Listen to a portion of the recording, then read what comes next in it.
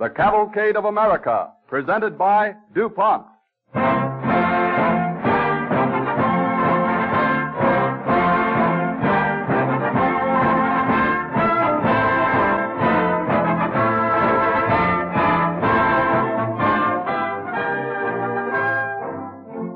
From the time of the first printing press in the year 1450 until late in the 19th century, all type was set by hand. The invention of the linotype or mechanical typesetter by Ottmar Mergenthaler made practical such things as inexpensive books, modern newspapers, and other printed matter, thereby giving tremendous impetus to the spread of education and knowledge. Pioneer scientific achievements such as this are similar to those of the research chemist, who is constantly striving to bring more comforts and conveniences into our lives. His work is aptly expressed in the DuPont pledge, better things for better living through chemistry.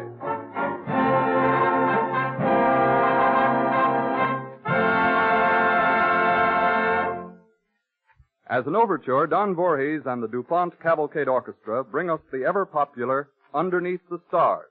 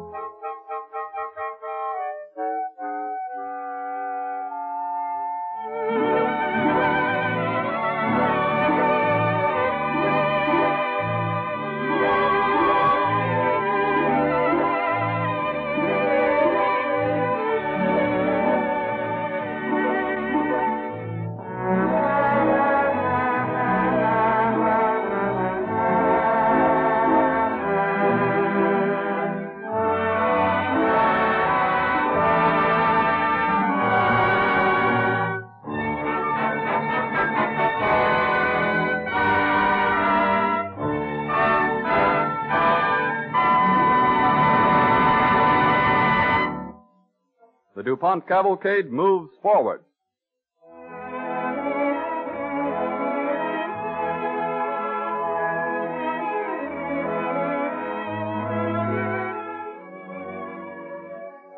Ottmar Mergenthaler was born in Württemberg, Germany in 1854. His youth was spent in learning the mechanics trade.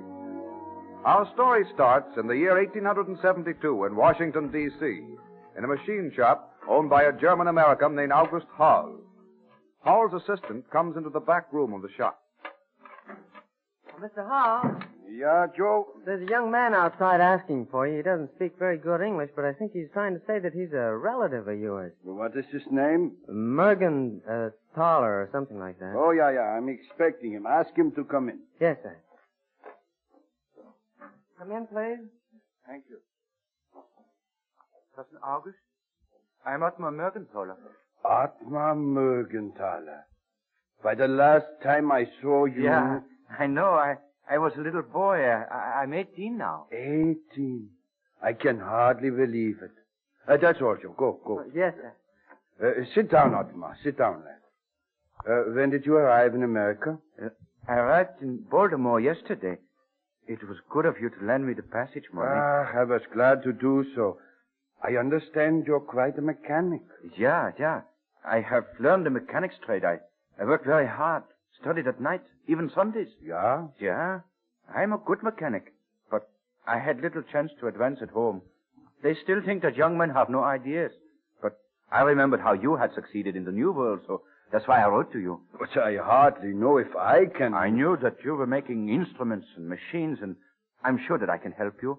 I don't want a lot of money, Cousin August, just a chance to prove that I'm a good mechanic, that I can learn, and that I have an inventive mind. Well, I can't very well ship you back to Germany now that you've come this far. All right. There's an instrument over there that we are preparing for making weather observations. Take a look. See if you can understand it. Thank you, Cousin August.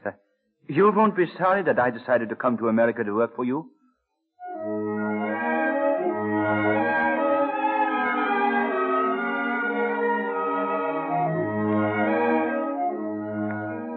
Ottmar Mergenthaler was soon known for his cleverness in carrying out the ideas that various inventors set before him.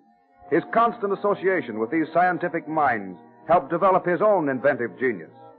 But it was a small commission that he executed for a friend that started him towards the invention that was to make him famous. 4 years pass. It is the year 1876. We find Mergenthaler in the composing room of a Baltimore daily newspaper delivering a package to Ben Fulton, a printer.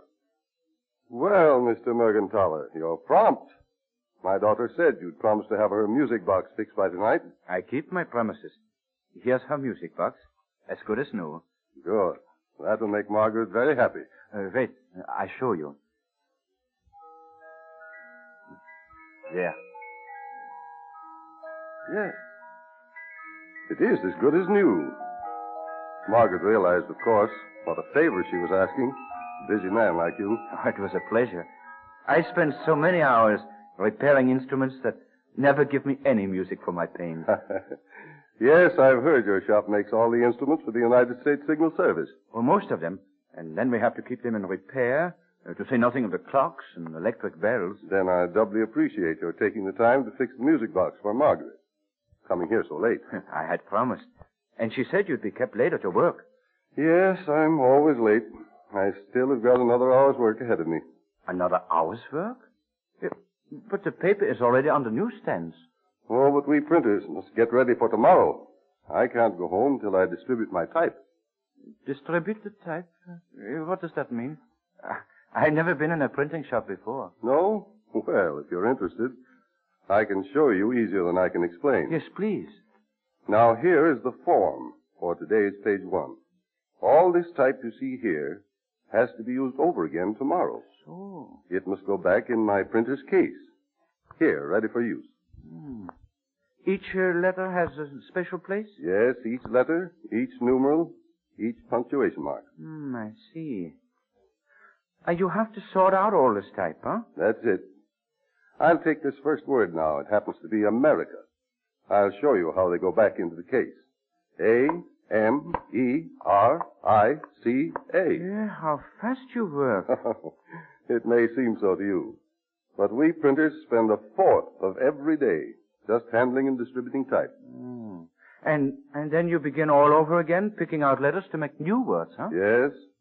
It takes me almost as long to set type as it did Johann Gutenberg 400 years ago. He was the first printer to use movable type, you know. Before that, they cut the letters in large blocks. Do you mean to say that the printer's art hasn't advanced since that day? Oh, in some branches, of course. We've improved printing presses. We have better type. But typesetting is much the same. Strange, isn't it? We've designed accurate timepieces to take the place of hourglasses and sundials. So you think someone could make mechanical typesetters? No, Mergenthaler. A machine that did my work would have to be so intricate that... Oh, well, every day I make intricate machines. Instruments to measure wind velocity, rain, snowfall. Well, maybe we printers have been waiting for a good watchmaker like you. Well, I'd like a chance to work on the problem.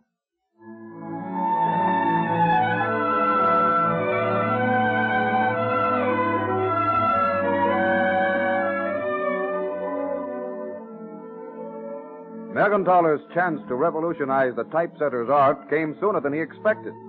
A few days later, Mr. Fulton sent James O. Clefane, a Washington lawyer who had been a court reporter and a congressional stenographer, to see him. Clefane and a group of friends were interested in a writing machine invented by Charles T. Moore, which so far had been unsuccessful. Moore and Clefane bring the machine to August Howell's machine shop, where young Mergenthaler and his cousin look it over. It just doesn't seem right. Well, what's the trouble, Mr. Mergenthaler? Is it bad workmanship? No, Mr. Moore. The model is accurate. The parts are put together well. You know machinery. Well, then why doesn't it work properly, Mr. Mergenthaler? The design is wrong, Mr. Clefane. The design? But You've just admitted Mr. Moore is an expert. Well, pardon me, gentlemen. You asked my opinion. I gave it to you. But it's based on the same principles as the typewriter. And you'll admit that's a successful invention. Oh, it's a great invention, Mr. Clefane, but something more is needed for printing. This machine of Mr. Moore's really isn't a printing machine. This machine merely prints letters in lithographic ink on a paper ribbon. And then you have to cut the ribbon into lines, separate the words, and transfer them to a lithographic stone to be printed. Well, I'm sorry you don't think it'll work. But it's not Mr. Moore's fault. It was my idea. And as he carried it out so skillfully, I'm the one to take the blame. Oh, you shouldn't blame yourself, Mr. Clefane. Very few machines are perfect the first time they're tried out. They have to be rebuilt and replanned. If we all continue thinking about it, one of us will be sure to strike on an idea. Don't you think so, August? If you say so, Ottmar. That's the way he works, gentlemen. If one idea fails, he works on another. Do you think there'd be any value in a machine that would press letters into a kind of strip, say of paper mache, which would make a mold into which some kind of metal could be poured? Yeah, there's an idea there. You like it? I am so sure you're on the right track that I'd be willing to gamble my time on it. That's very encouraging, Mr. Mergenthaler. Have you any objections, Mr. Howe? If Ottmar thinks he can make something out of your idea, I'm only too glad to let him try.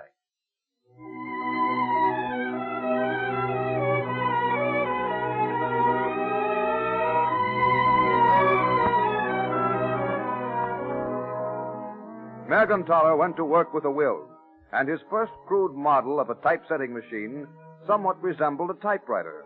It had keys to control all the letters of the alphabet, and the idea of a papier-mâché mold was followed. But it failed to work properly.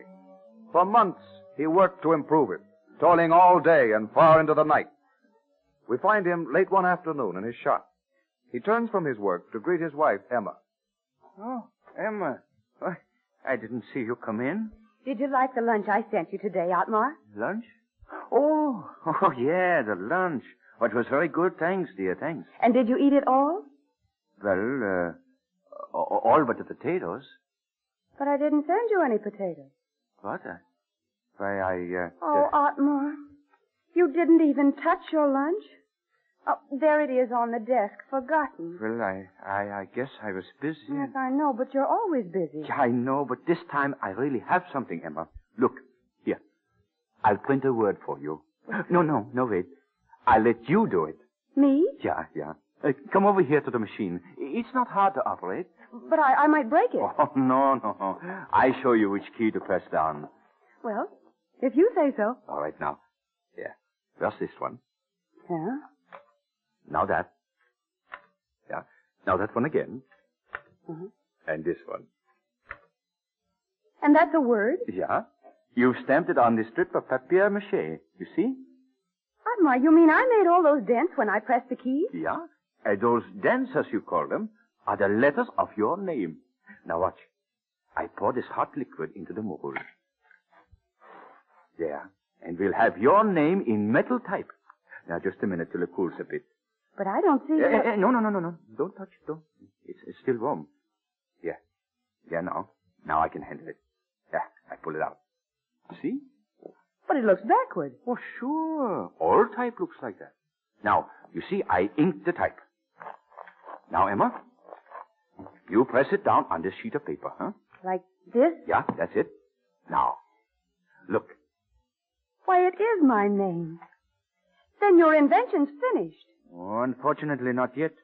I've learned how to set a whole line of type at once, but sometimes the papier-mâché sticks to the metal. Well, couldn't you clean it off? But cleaning it takes longer than setting type the old way. And besides, I can't make the spaces regular between the lines. Why? The papier-mâché shrinks unevenly. Oh, but Ottmar, now that you've gone this far... Yeah, now that I've gone this far, I must go farther.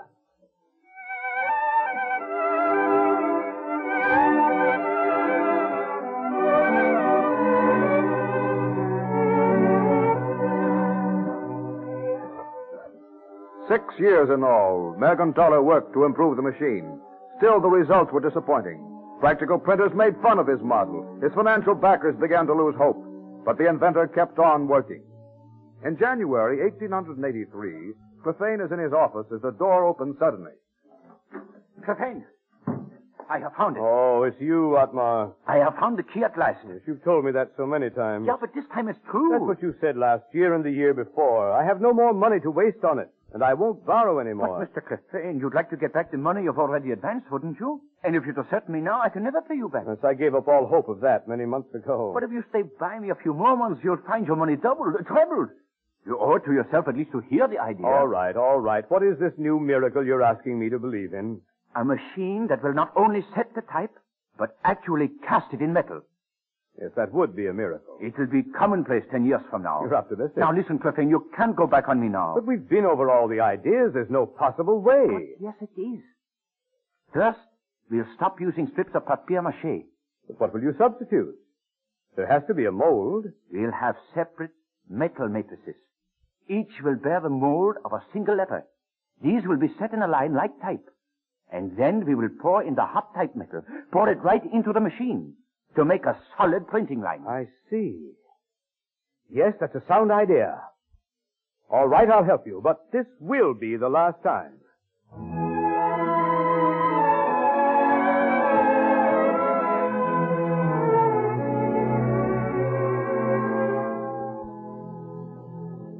Mergenthaler's plan seemed practical, but it was nearly 2 years before he perfected his new machine.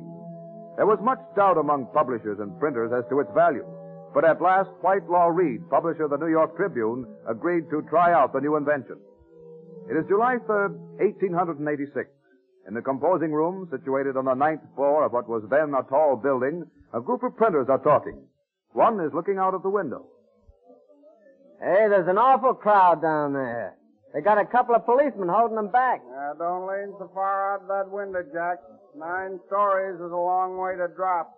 See anything of interest, Jack? They got the box off the truck. Huh? Hey, shove over. Let me have a squint. Hey, that's a big thing, isn't it? It took 8 men to move it. It'd have to be big and heavy to all lay claim for it. I hope that block and tackle is strong. Heavy contraption like that would make an awful mess scattered all over Frankfurt Street. Yeah. What's moving? What do you suppose that fellow's doing on top of it? Well, I guess he's going to steer it away from those telegraph wires. Oh, sure. It's on its way up, Al. All right, let it come. I've seen those contraptions come and I've seen them go. Next week, we'll be back to the old way again. Don't you be too sure, Al. Mr. Reed isn't going to try out anything he hasn't confidence in. All Mr. Reed said was that he'd like us to compose a part of tomorrow's paper with it. If it's a failure, he'll be the first to tell us to scrap it. Hey, they're past the telegraph wires. You'll come a-climbing now. You want to look, Al? No, I'll see it soon enough. Hey, why are you so against it, Al? It'll make things a lot easier for us. I'm not for it, and I'm not against it. I'm just reserving my judgment till I see how it works. Say, my brother worked for Mr. Mergenthaler down in Baltimore. And I've got one of the first slugs the machine turned out. Yeah, I know. You showed it to us. It came by mail, and it cost him 95 cents to send it. Yeah. It doesn't prove anything to me. Well, boys? Here's Mr. Reed. Yeah. How's the linotype coming? It's up to the 6th story now, Mr. Reed. Going strong. Well, what was that you called it, Mr. Reed? For want of a better name, I called it a linotype. That's what it turns out, a line of type. That's a good name, Mr. Reed. I suppose, Mr. Reed, if If this new contraption works, you'll not be needing so many of us. On the contrary, Al.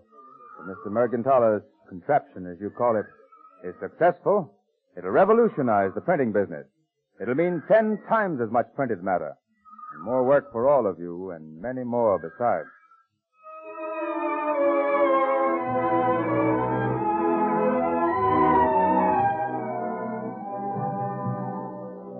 Set up in the composing room, Mergenthaler's contraption, named the Linotype by the publisher Whitelaw Reid, was an object of interest to everyone connected with the newspaper.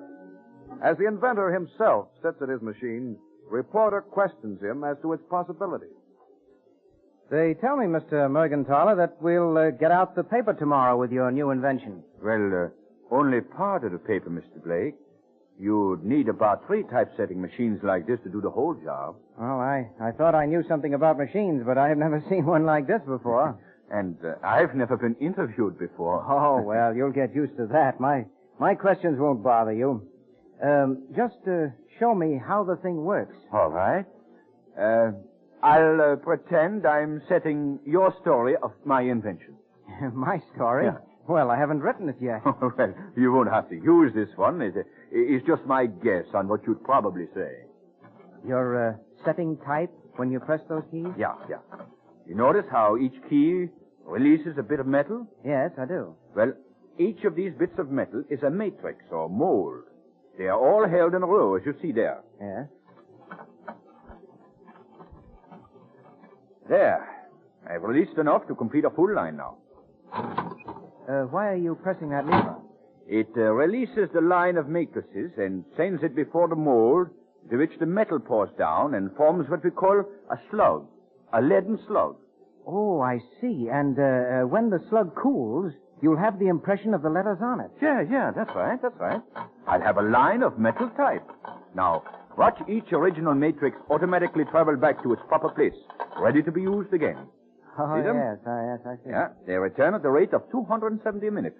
So that saves our men the time they usually spend in distributing type. Yeah. It saves about a fourth of the day. And the typesetting is speeded up, too. Oh, of course. Wait till I finish these other lines now. Yes. Oh, my, that's remarkable. Yeah. You know, Mr. Mergenthaler, that you'd almost think that machine could think. Yeah, thanks. That's good. Yeah. There we are. Well, here are the finished lines of type. If you care to see them. Yes, let's run off a proof sheet. I'd like to see the start of the story that you thought I'd write. Oh, very well. Well, now we ink the type, eh? Uh-huh. Oh, here's some paper. Yeah, thanks. Yeah. Now, let's see. A new day was ushered in for printers and the reading public when a typesetting machine was used this morning for the first time in getting out a daily paper. Well, Mr. Mergenthaler, that's a good newspaper leaf. Yeah, you like it, eh? But really, this is a typesetting machine, a typecasting machine, and a type distributing machine all in one. I wonder if you realize what this invention of yours is going to mean to the world. You've ushered in a new era in printing.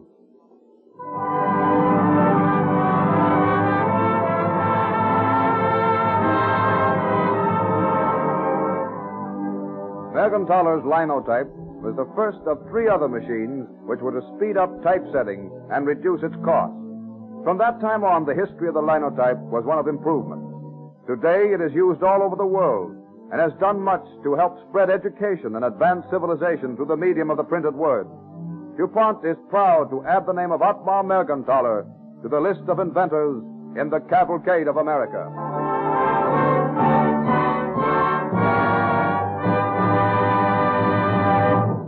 Here in the studio is Mr. Martin Good, who for 50 years has been a printer on the New York Tribune and its successor, the New York Herald Tribune.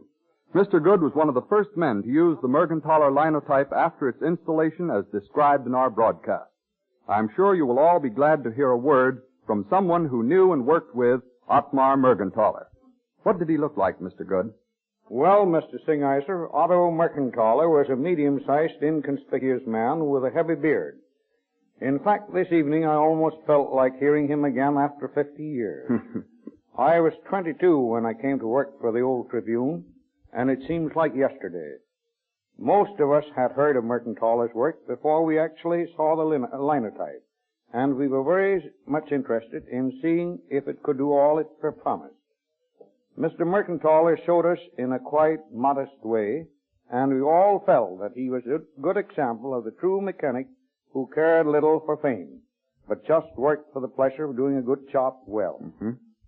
The linotype certainly changed the printer's routine and gave us greater opportunities. Having worked with its inventor will always be one of my happiest memories, and I want to congratulate the Cavalcade of America for its interesting dramatization of Mergenthaler's life. Thank you, Mr. Good. It was a pleasure to have you with us this evening and to learn a few personal facts about the inventor of the linotype and what it meant to the men for whom he invented it. Not so long ago, printers had to hang freshly printed magazine pages up to dry, just like the family wash. In those days, the pigment colors used in printing inks mostly came from natural sources, such as earths and plant and animal extracts. These inks were very slow drying, and the colors that could be used were few in number, dull, and quick to fade. Here is just one of the many contributions research chemistry has made to printing since Mergenthaler's linotype opened the doors to a new world of information through printed word and page. Today, the DuPont Company provides materials to make ink dry so quickly that you may enjoy a 100-page magazine printed in colors only a few hours after it comes from the press. The colors of today are many and brilliant, and they come out of the chemical laboratory from such materials as pig lead, coal tar, and iron ore. If you were to visit the DuPont Company's plant in Newark, New Jersey, you'd see more than 400 workers busy making color pigments. One of the things you might be interested in is a new blue pigment called monastrol blue. Until chemists solved the problem, the most desirable blues seemed to be attracted by soap. The blue ink would seep through the wrapper and stain the contents. The new monastrol blue has passed all tests for printing on soap wrappers. Indeed, manufacturers are now discovering that they can use any shade of this new blue they want. This means, for example, that you can now choose a wallpaper in bright or delicate blue tints of the new DuPont monastrol blue without fear that it will lose its beauty through fading from sunlight or the action of the lime in freshly plastered walls. And DuPont chemists have so improved the manufacturing method that it has been possible to reduce the price since the introduction of monastrol blue just 2 years ago. And here's another case. Ink makers found an imported vermilion color both expensive and difficult to print. DuPont's research chemists now provide a fine American-made vermilion of excellent properties, stronger than the foreign color, and at less than 1/5 the price. Such accomplishments have helped produce more beautifully printed material, from the colorful pages of the magazines and books you enjoy to the packages on the grocer's shelves. Here again we see chemistry in our daily lives. People working in the DuPont Company's plants and laboratories doing their share to provide, as DuPont expresses it, better things for better living through chemistry.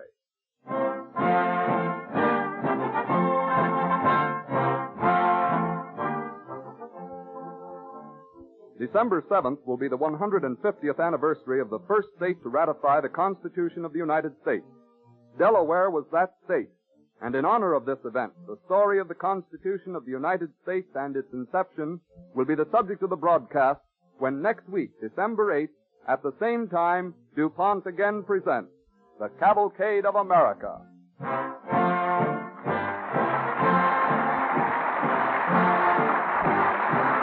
This is the Columbia Broadcasting System.